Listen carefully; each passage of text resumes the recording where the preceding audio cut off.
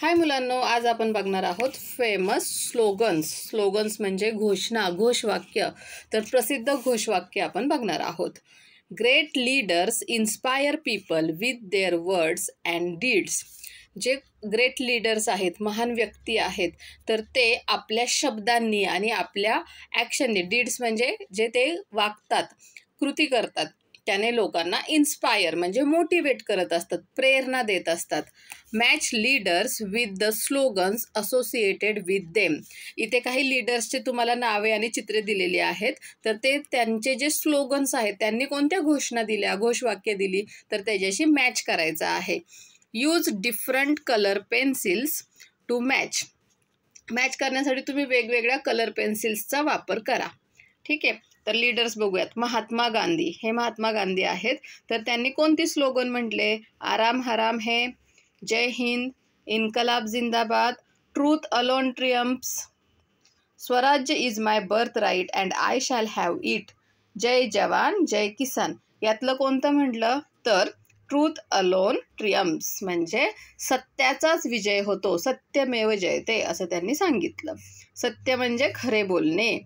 ठीक आहे. तर आपण त्याला मॅच करूयात. तुम्ही इथे कलर पेन्सिल वापरल्या तरी चालतील.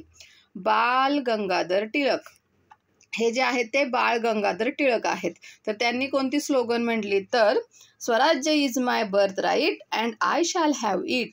स्वराज्य हा माझा जन्मसिद्ध अधिकार आहे आणि तो मी मिळवणारच, अशी त्यांनी घोषणा केली.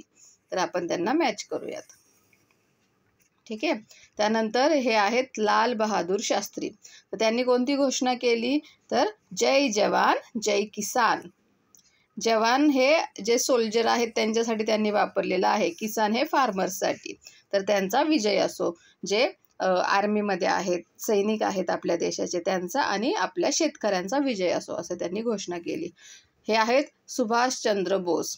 तर सुभाषचंद्र बोसांनी जय हिंद अशी घोषणा केली, म्हणजे आपल्या देशाचा विजय असो. हे आहेत शहीद भगतसिंग. तर भगतसिंग यांनी इन्कलाब जिंदाबाद अशी घोषणा केली. आणि त्यानंतर हे आहेत जवाहरलाल नेहरू. तर त्यांनी कोणती घोषणा केलेली आहे? तर आराम हराम है म्हणजे आराम हराम आहे म्हणजे आराम करायचा नाही, अशी घोषणा केली. तर आपण हे मॅच करूयात. ओके, समजलं? Bye bye.